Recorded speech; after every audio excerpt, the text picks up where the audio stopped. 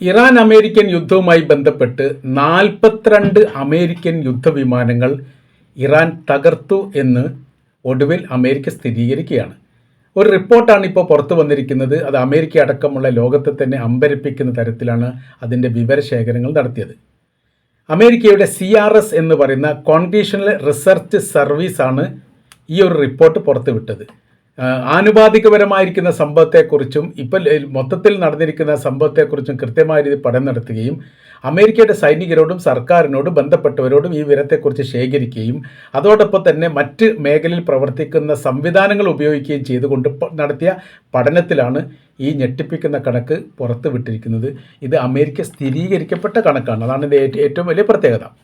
അതിൽ പറയുന്നത് ഓരോന്നും നഷ്ടപ്പെട്ടതിൻ്റെ കണക്കുകൾ പ്രത്യേകമായ രീതിയിൽ അമേരിക്കയുടെ സൈനിക ബേസിൽ നിന്നോ അല്ലെങ്കിൽ അമേരിക്ക സൈനികരിൽ നിന്നോ ശേഖരിക്കുകയും അതോടൊപ്പം തന്നെ അമേരിക്കയുടെ തന്നെ പ്രതിരോധ ഡിപ്പാർട്ട്മെൻറ്റ്, വിദേശകാര്യ ഡിപ്പാർട്ട്മെൻറ്റ് ഇവിടെ നിന്നെല്ലാം ക്രോഡീകരിക്കുകയും ചെയ്തിരിക്കുന്ന റിപ്പോർട്ടാണ് CRS പുറത്തുവിട്ടത്. F-15E യുദ്ധവിമാനങ്ങൾ, F-35A, A-10, KC-135 ടാങ്കർ യുദ്ധവിമാനങ്ങൾ, MQ-9 റീപ്പർ ഡ്രോൺ യുദ്ധവിമാനങ്ങൾ, MQ-4C ട്രിൻഡൺ ഡ്രോൺ യുദ്ധവിമാനങ്ങൾ അടക്കം 42 എണ്ണമാണ് നഷ്ടപ്പെട്ടത്. അത് നഷ്ടപ്പെട്ടത് എന്നുള്ള രീതി തന്നെയല്ല അതിൽ പറയുന്നത്. അത് തിരിച്ചു വന്നിട്ടില്ല എന്നും കാണാതായിട്ടുണ്ട് എന്നും തകർന്നിട്ടുണ്ട് എന്നും അതോടൊപ്പം തന്നെ ലാൻഡ് ചെയ്തതിന് ശേഷം പിന്നീട് വിവരങ്ങൾ കിട്ടിയിട്ടില്ല എന്ന തരത്തിലാണ് ആ റിപ്പോർട്ടുകൾ പോകുന്നത്. പിന്നെ അതിൻ്റെ മറ്റൊരു പ്രത്യേകത എന്ന് പറഞ്ഞാൽ അതിലുള്ള സൈനികരെക്കുറിച്ച് യാതൊരു വിവരവും പറഞ്ഞിട്ടില്ല. അത് അമേരിക്ക അതിനെക്കുറിച്ചുള്ള വിവരം നൽകാത്തത് കൊണ്ടാണ് എന്നാണ് അനുമാനം. അഥവാ ഒരു യുദ്ധവിമാനത്തിൽ ഒരു പൈലറ്റും ഒരു കോ പൈലറ്റും ഉണ്ടാവാറുണ്ട്. ചില സമയത്ത് 3 പേരെങ്കിലും ഉണ്ട് എന്ന റിപ്പോർട്ട് പുറത്തു വന്നിട്ടുണ്ട്. അപൂർവമായിരിക്കുന്ന വിമാനങ്ങളിൽ മാത്രമാണ്, യുദ്ധവിമാനങ്ങളിൽ മാത്രമാണ് ഒരു പൈലറ്റ് മാത്രം ഉണ്ടാവാറുള്ളത്. ഇനി ഒരു പൈലറ്റ് തന്നെ വരികയാണെങ്കിലും 42 യുദ്ധവിമാനത്തിൽ 42 പൈലറ്റ് ഉണ്ടാവും.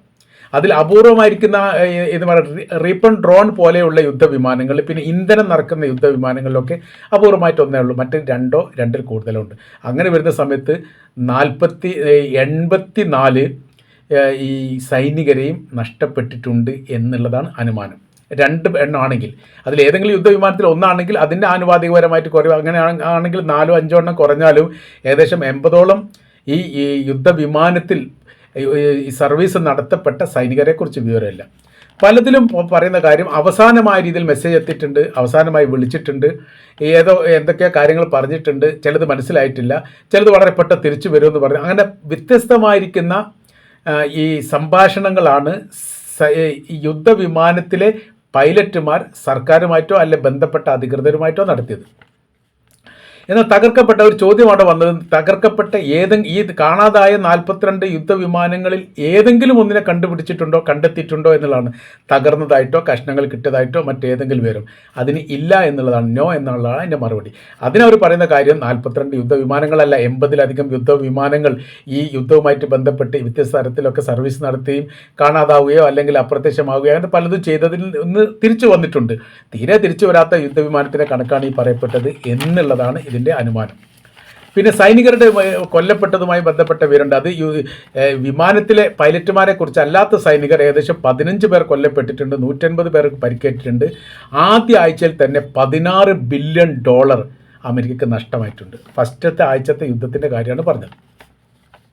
എന്നാൽ കൃത്യമായിരിക്കുന്ന സൈനിക നഷ്ടത്തെക്കുറിച്ച് ഇസ്രായേലും അമേരിക്കയും പറയാത്തതുപോലെ തന്നെ ഇസ്രായേൽ പറയാത്ത പോലെ തന്നെ ഇവിടെ അമേരിക്കയും പറഞ്ഞിട്ടുണ്ട്. അമേരിക്ക യുദ്ധവുമായിട്ട് ബന്ധപ്പെട്ട് സൈനിക നഷ്ടം പബ്ലിക്കിൽ വിവരിക്കുന്ന രീതികൾ ഉണ്ടാവാറില്ല. അത് ഇറാഖ് യുദ്ധത്തിൽ വളരെ കൃത്യമാണ്.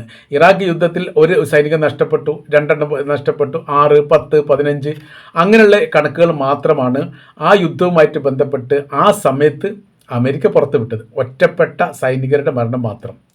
എന്നാൽ അന്നത്തെ ന്യൂയോർക്ക് ഇൻ്റർനാഷണൽ എയർപോർട്ട്, അവിടെ പരമാവധി അമേരിക്കയുടെ ഇൻ്റർനാഷണൽ എയർപോർട്ടിലെല്ലാം മിഡിൽ ഈസ്റ്റിൽ നിന്ന് വരുന്ന വിമാനങ്ങൾ അവിടെ ലാൻഡ് ചെയ്യുന്ന സമയത്ത് അവിടുത്തെ പരിസരവാസികൾ, അതായത് അമേരിക്കൻ പൗരർ കൂട്ടത്തോടു കൂടി എയർപോർട്ടിൻ്റെ അകത്തേക്ക് ഇടിച്ചു കയറും എന്ന റിപ്പോർട്ട് അന്ന് തന്നെ പുറത്തു വന്നതാണ്.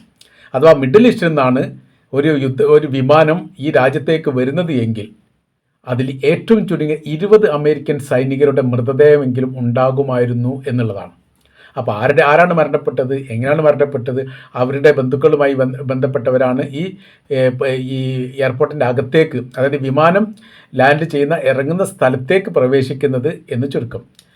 ഏറ്റവും ഒടുവിൽ അമേരിക്ക അത് പുറത്തുവിട്ടു. സീനിയർ ജോർജ് ബുഷ്, അന്നത്തെ അമേരിക്കയുടെ പ്രസിഡന്റ്, തന്നെ പറഞ്ഞു 5000 അമേരിക്കൻ സൈനികരെ തങ്ങൾക്ക് നഷ്ടപ്പെട്ടിട്ടുണ്ട് എന്നുള്ളത്. അതും കൃത്യമല്ല എന്നുള്ളതാണ് പിന്നത്തെ റിപ്പോർട്ടിൽ പറയുന്നത്. അപ്പോൾ ആ യുദ്ധവുമായിട്ട് ബന്ധപ്പെട്ട് അമേരിക്കക്ക് നഷ്ടപ്പെട്ടത് 5000 സൈനികരാണ്. എന്നിട്ട് അതിൻ്റെ തുടർച്ചയായ രീതിയിൽ മറ്റൊരു കാര്യം കൂടി പറഞ്ഞിട്ടുണ്ട്.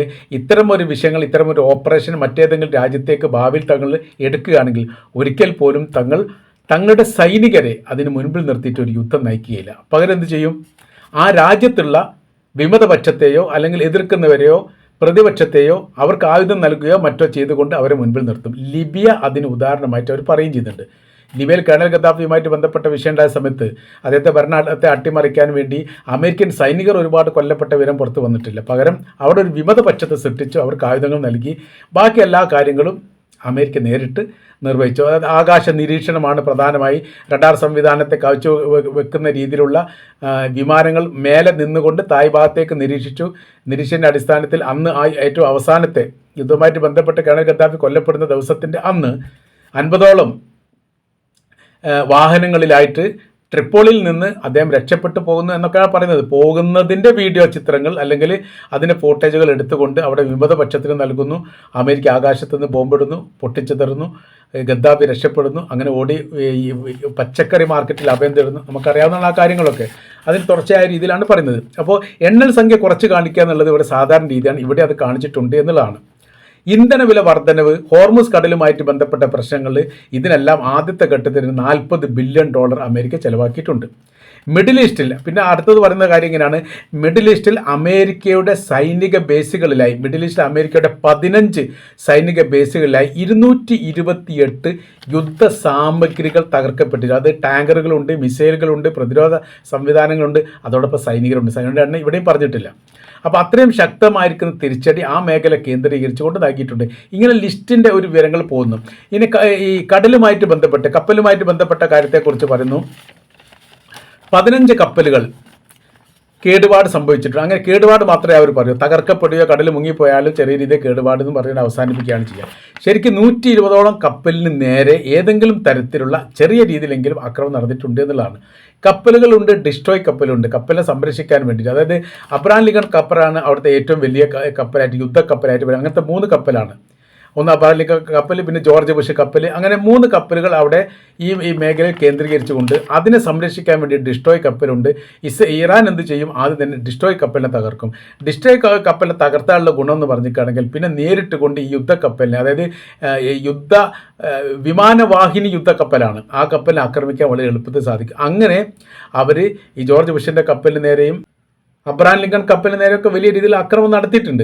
ഏതായിരുന്നാലും ഇപ്പോൾ പുറത്തുവിട്ടിരിക്കുന്ന ഈ റിപ്പോർട്ടുമായിട്ട് ബന്ധപ്പെട്ട് അമേരിക്കൻ കോൺഗ്രസിൽ വലിയ രീതിയിലുള്ള വിഷയങ്ങൾ ഇപ്പോൾ നടക്കുകയാണ്. അഥവാ ജോർജ് ബുഷ്, ഡൊണാൾഡ് ട്രംപ് അമേരിക്കയെ തെറ്റിദ്ധരിപ്പിക്കും, ജനങ്ങളെ തെറ്റിദ്ധരിപ്പിക്കും, കൃത്യമായിരിക്കുന്ന വിവരങ്ങൾ നൽകുന്നില്ല എന്നുള്ളതാണ്. അതായത് ഡെയിലിയായി നടക്കുന്ന സംഭവത്തെക്കുറിച്ച് കൃത്യമായിരിക്കുന്ന വിവരം നൽകാത്തതിനാൽ സൈനികരും അവരുടെ ബന്ധുക്കളും ഈ കാര്യത്തിൽ വലിയ നിരാശയിലാണ്. ഇങ്ങനെ പോകുന്ന അതിൻ്റെ വിമർശനാത്മകമായിരിക്കുന്ന സമീപനങ്ങളും രീതികളൊക്കെ. അപ്പോൾ നഷ്ടത്തിൻ്റെ കണക്കുകളല്ലാതെ ലാഭത്തിൻ്റെ എന്തെങ്കിലും ഒരു കണിക ഈ വിഷയമായിട്ട് ബന്ധപ്പെട്ട്, അതായത് ഇറാനുമായിട്ട് ബന്ധപ്പെട്ട വിഷയത്തിൽ അമേരിക്കയ്ക്ക് പറയാനുണ്ടോ എന്ന ചോദ്യത്തിന് ഒരു ഉത്തരം അമേരിക്കൻ സർക്കാരിൻ്റെ ഭാഗത്തു നിന്ന് ഉണ്ടായിട്ടില്ല എന്നുള്ള ഏറ്റവും വലിയ പ്രത്യേകത. നഷ്ടത്തിൽ നിന്ന് നഷ്ടത്തിലേക്ക്, അവിടെ നിന്ന് വീണ്ടും നഷ്ടത്തിലേക്ക്, ആ തരത്തിലാണ് ഇപ്പോഴത്തെ ഇറാനുമായിട്ട് ബന്ധപ്പെട്ട യുദ്ധം നീങ്ങിക്കൊണ്ടിരിക്കുന്നത്. അതിലിപ്പോൾ ഇറാൻ്റെ നഷ്ടങ്ങൾ പെരുപ്പിച്ച് കാണിക്കുന്ന സമയത്ത് അമേരിക്കയുടെ നഷ്ടങ്ങൾ എന്തുകൊണ്ട് കാണിക്കുന്നില്ല എന്നുള്ള ചോദ്യമാണ് പ്രസക്തി. ഇപ്പോൾ 42 യുദ്ധ വിമാനങ്ങൾ തകർക്കപ്പെട്ടു എന്ന് പറഞ്ഞ സമയത്ത് അതിന് പകരമായ രീതിയിൽ ഇറാൻ്റെ എത്രണ്ണം തകർത്തിട്ടുണ്ട് എന്ന ചോദ്യത്തിന് ഒരു പ്രസക്തിയുമില്ല. ആ ചോദ്യം പ്രസക്തി, കാരണം എന്ന് വെച്ചാൽ യുദ്ധവിമാനം കൂടുതലൊന്നും ഇറാൻ ഉപയോഗിച്ചിട്ടില്ല. ഇറാൻ ഏറ്റവും കൂടുതൽ ആകാശാക്രമണമായിട്ട് ഉപയോഗിച്ചത് മിസൈലാണ്. മിസൈൽ എന്ന് പറഞ്ഞാൽ വിട്ട് കഴിഞ്ഞാൽ പിന്നീട് തിരിച്ചു വരാറില്ല, അത് പൊട്ടിത്തെറിക്കുകയാണ് ചെയ്യുക. മാത്രവുമല്ല ഇറാൻ്റെ ആകാശത്ത് കയറി, അല്ലെ ഇറാൻ്റെ അതിർത്തി കയറിക്കൊണ്ട് നിരീക്ഷണം നടത്തുന്ന അമേരിക്കയുടെ യുദ്ധവിമാനത്തെ തകർക്കാൻ മാത്രമുള്ള ആയുധശേഷി ഇറാൻ ഉണ്ട് എന്ന് അമേരിക്ക മനസ്സിലാക്കിയതിൽ അവർ പരാജയപ്പെട്ടു. യഥാർത്ഥത്തിൽ ഇല്ല എന്നാണ് കണക്കാക്കിയത്. പക്ഷേ ഭയങ്കരമായ രീതിയിലുള്ള ഈ വിമാന പ്രതിരോധ സംവിധാന കാര്യങ്ങളെല്ലാം ഇറാൻ സ്വയം നിർമ്മിക്കപ്പെട്ടതും ചൈന നൽകിയതും ഉണ്ട് എന്ന് ഏറ്റവും ഒടുവിൽ ഇപ്പോൾ അമേരിക്ക സമ്മതിച്ചിരിക്കുകയാണ്. നമ്മൾ പറഞ്ഞു വരുന്ന വിവരം 42 യുദ്ധവിമാനങ്ങൾ എന്ന് പറഞ്ഞാൽ അതിൻ്റെ പണവും അതിൻ്റെ സൈനികരുടെ എണ്ണമൊക്കെ കൂട്ടുന്ന സമയത്ത് രണ്ടാം ലോക യുദ്ധത്തിന് സമാനമായിരിക്കുന്ന സ്ഥിതിവിശേഷങ്ങളുടെ ഒരു ഭാഗമെങ്കിലും അല്ലെങ്കിൽ അതിന് തുല്യമായിരിക്കുന്ന ഒരു രീതിയെങ്കിലും ഇറാനുമായിട്ട് ബന്ധപ്പെട്ട വിഷയത്തിൽ നടന്നിട്ടുണ്ട് എന്നുള്ളതാണ് ഈ വിഷയവുമായിട്ട് ബന്ധപ്പെട്ട് നമുക്ക് മനസ്സിലാക്കാൻ വേണ്ടി സാധിക്കുന്നത്.